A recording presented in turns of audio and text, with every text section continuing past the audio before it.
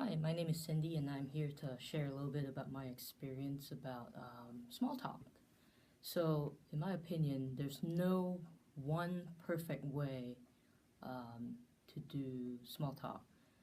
It's all about how your personality is and everything. And so, this is just me sharing my little experience of what worked.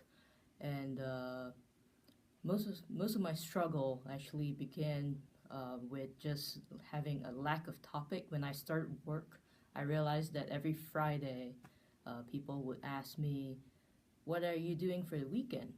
And almost always, I would just say, nothing." So I kind of had to put a lot of effort into thinking about, okay, it's Friday. They're gonna ask me this question again. So why not I just tell them what I'm doing instead of saying nothing and be a boring person? So I actually went about it in the end was just saying, telling them genuinely about what I did in the week for the weekend or what I planned for the weekend, and that's the way I started to begin.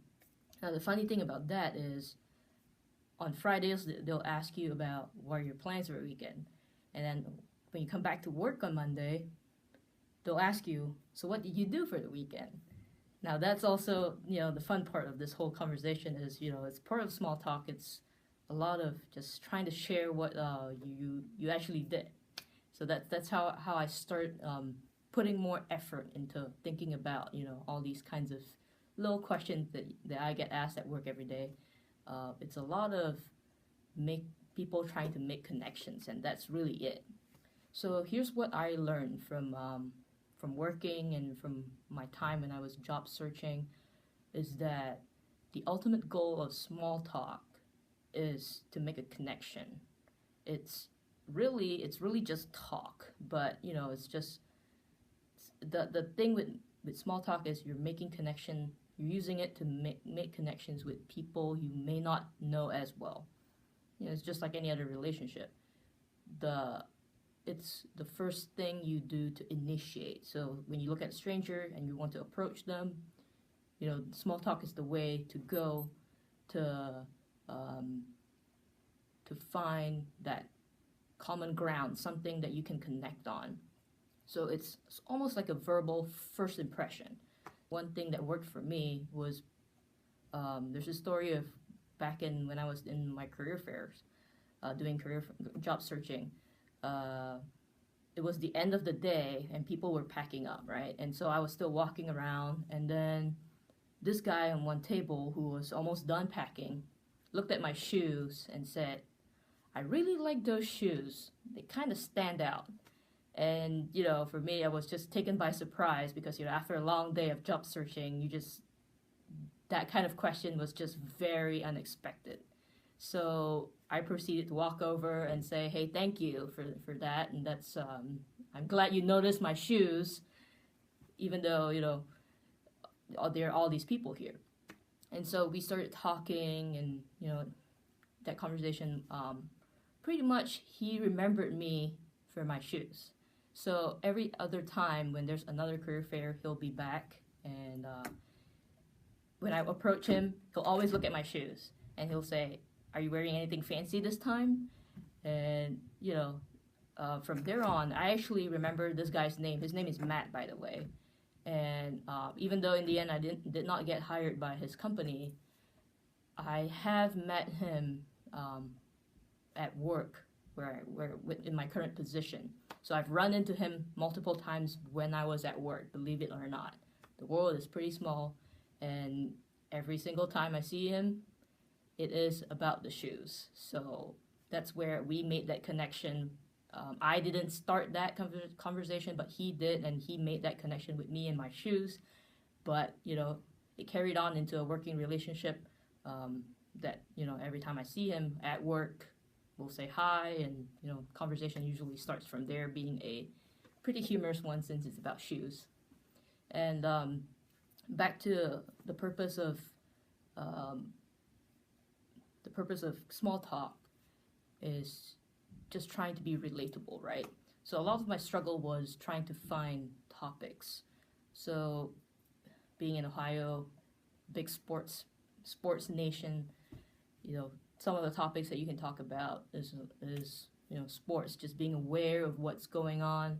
Like for example, today or yesterday night, the Cubs won the World Series, which is baseball, which I don't watch, but people in my office know all about it, and it's the chatter that's going on today around the office.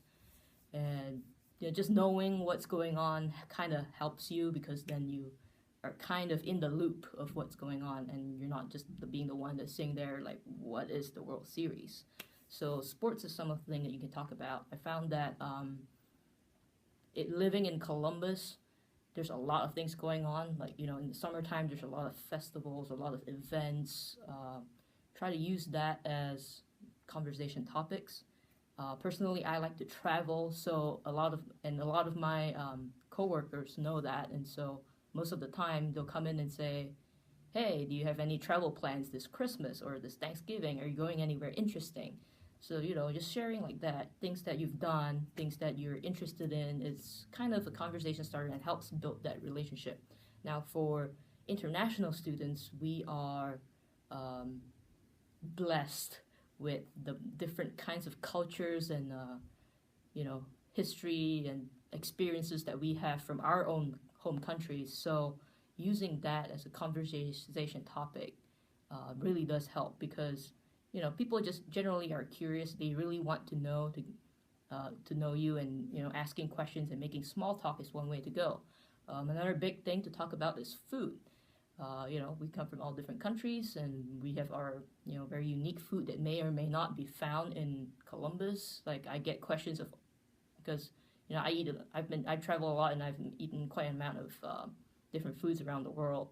So I always get asked, especially from people in my office, saying like, "Hey, where's the best Indian food, or where's the best Thai food in Columbus?" Or since I'm from Malaysia, unfortunately, there's no Malaysian food here in Columbus. So they'll usually say, where can I try Malaysian food? That's just kind of just different topics that people are generally curious about. So ultimately, the goal is to be genuine. Okay, you're not trying to fake your way into some story or a role that you're not, or try to fake your personality up. People are generally curious again, and a lot of people, we like stories, right? So use small talk to get started talking about something, and then use that to try to build your way around people getting to know you. Ultimately, small talk, like I said, is really just talk. So how you go about it, you're using it obviously in the professional world, try to build relationships, to network. Ultimately, you're still trying to make friends, right? You're trying to get to know someone better. You're trying to make friends with your coworker who you spend a lot of time at work working with, about close to 40 hours. So you better be friends, or it will be very hard, and you never know when you'll need help at work, and the person that you're friends with could potentially help you out. So that's really all I have. Just being genuine. Oh, one last thing is to remembering people's names.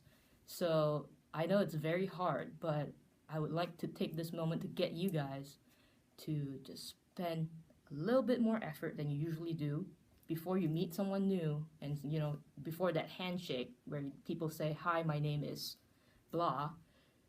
Try to spend a little more effort just trying to remember that name as you meet someone, because you never people like and people are generally surprised if you can remember someone's name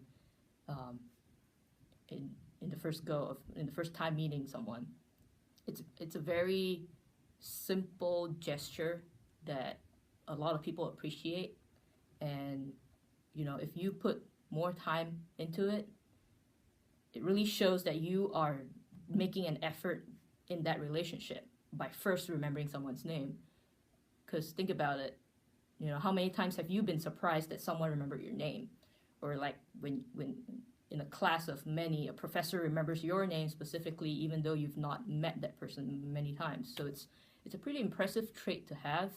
Um, it's good for any kind of relationship, really, even if it's meeting a new friend or a stranger who potentially can become a friend.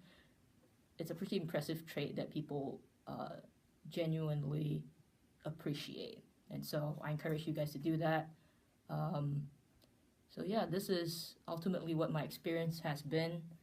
It's a lot of just, trial and error. I encourage you guys to practice it while you are at school, especially if things like this, making conversation, talking to people is something that makes you uncomfortable, or maybe you're afraid of your language. Try to um, practice it with people in school where it's a more safe environment that you can experiment with different things that what works for you. So yeah, thank you for hearing me out. I wish you guys good luck with your job search process. If there's any questions, feel free to send me an email. I'm sure Caitlin will provide that information somehow. Thank you.